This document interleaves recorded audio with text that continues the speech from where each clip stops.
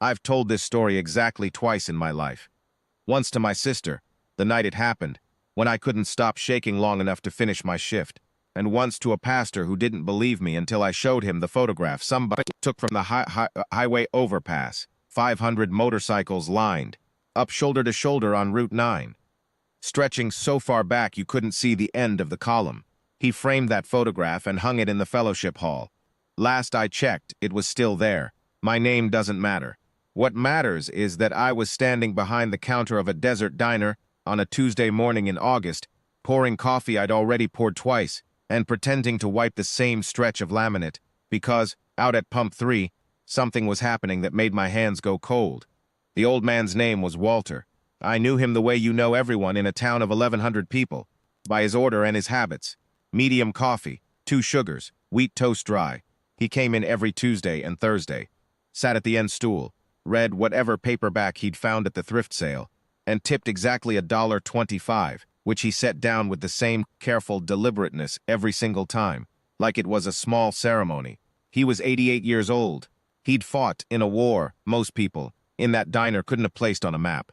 He walked with a cane he'd carved himself from mesquite wood, and he wore the same tan windbreaker regardless of the heat because he said the desert. Cold came fast, and a man ought to be ready. He'd lived in the same adobe house 3 blocks off the main road for 41 years. I knew this because he'd told me once, on a slow Thursday, that he'd built the back porch with his own hands the summer his wife was pregnant with their daughter. His wife had been gone 11 years.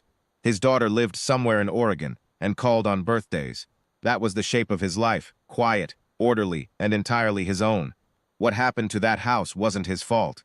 It was the fault of paperwork he didn't fully understand, a loan modification that went sideways, and a bank 2 states away that had never once set eyes on the man or the mesquite tree he'd planted in the side yard.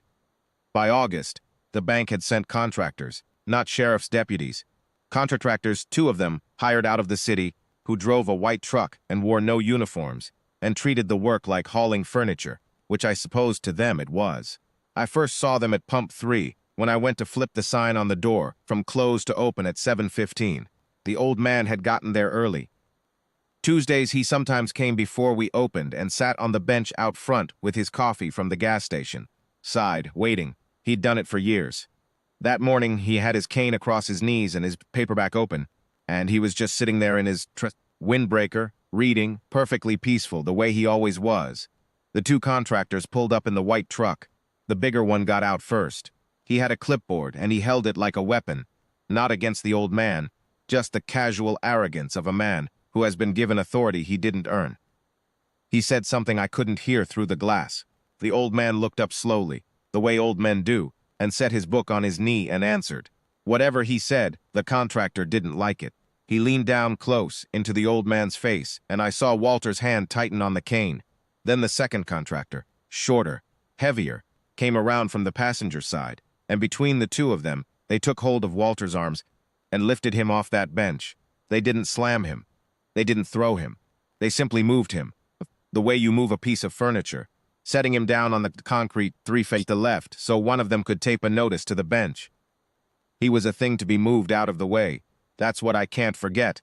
Not violence exactly, but the complete and total absence of the acknowledgement that he was a person. Walter didn't cry out. He steadied himself on his cane, straightened his windbreaker with one hand, and said something I couldn't hear. The bigger contractor laughed. I was already through the door. I don't remember walking across the lot. I remember being between Walter and the contractor, which surprised me as much as it surprised him. I'm not a large woman. I told them they needed to leave. The bigger one looked at me the way men like that look at women like me, which is to say he barely looked at all, and told me this was a legal matter, and to go back inside. I told him this was private property, and he was standing on it without permission, and he could put his clipboard somewhere uncomfortable. He laughed again, but he backed up a step, which was enough. I took Walter's arm and walked him inside it and sat him down at his end stool and poured him his medium coffee, 2 sugars, and went back to the counter. There was one other customer in the diner that morning. A big man in the corner booth who'd been there since I opened, the gas station side at 6.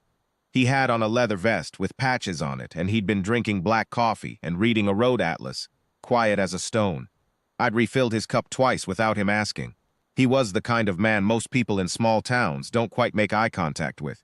Not because he was threatening, exactly, but because he had a gravity to him, a stillness, that told you he had seen more than most. He'd watched the whole thing through the window.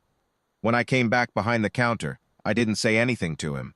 I tore a page from my order pad and wrote 4 words on it and folded it once and set it next to his coffee cup when I refilled it a 3rd time. The note said, "They do this weekly." He read it without picking it up. He set 2 fingers on it, flat. He looked at me, and I looked at him, and something passed between us that I still don't have a word for. An understanding, maybe, or a recognition that some wrongs are specific and some wrongs are general, and this one was both. He paid his check, left a 20 under the saucer, and walked out to his bike. I watched him make 1 phone call, just one. Standing by his motorcycle in the August heat, one hand on the chrome, talking for maybe 90 seconds. Then he put on his helmet and rode north out of town. Walter finished his toast. We talked about his paperback, a Western he'd read before but liked enough to read again. He asked about my kids. I told him about my youngest starting 2nd grade. He said 2nd grade was a fine year, that a person learned cursive and long division, and that was about all the formal schooling a man ever truly needed. I laughed. He left his $1.25 on the counter, sat down like always, like a small ceremony, and walked out into the heat. I didn't sleep much that night. I kept seeing the way they lifted him off that bench. The next morning I came in at 6, as usual. By 7 the highway was loud. Not traffic loud, motorcycle loud, a sound like rolling thunder that didn't stop. My cook came out of the kitchen and stood next to me at the window, and neither of us spoke. They came from the north first, then from the south. The highway filled the way a river fills, gradually, then all at once, and by 7:30 there were motorcycles as far as I could see in both directions, pulling off onto the shoulder in organized columns, engines cutting one by one until the silence that followed was somehow louder than the sound had been. Men in leather vests and club patches climbed off their bikes and stretched and talked quietly among themselves. Some of them came into the diner. I made more coffee than I'd ever made in a single morning. They were polite. They said please and thank you. And one of them helped me carry a case of cups from the back when he saw me struggling. I found out later there were 500 of them. I found out later they came from 4 states. By 8 o'clock they were on Walters Street. I closed the diner at 9 and drove the 3 blocks myself.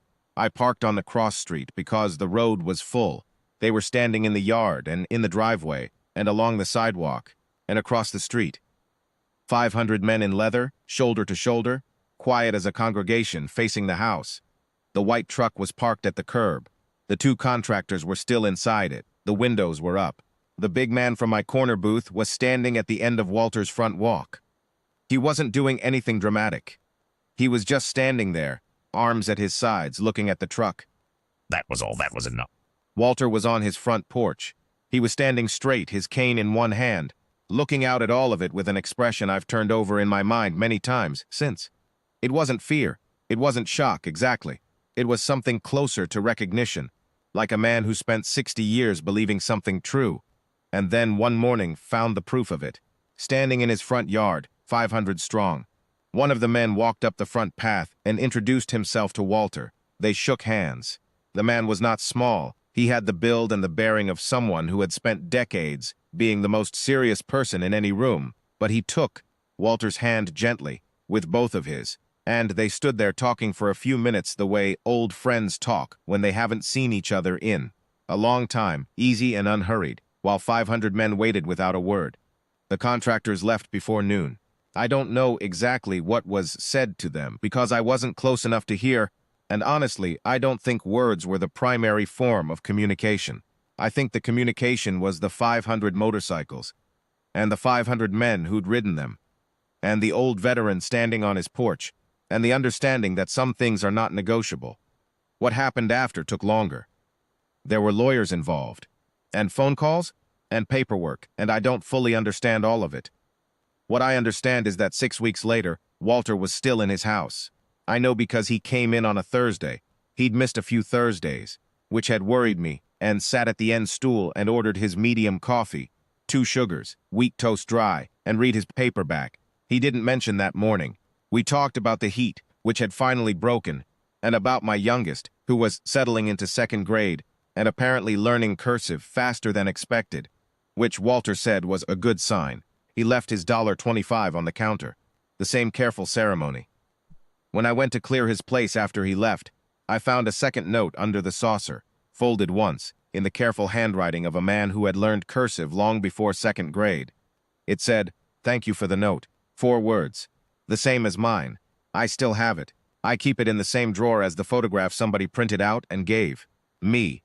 The one taken from the overpass. 500 motorcycles stretching back along Route 9 until the highway bent and they disappeared around the curve. Every single one of them there, because a waitress tore a page from her order pad and wrote 4 words, and a man in a corner booth set 2 fingers on it and understood.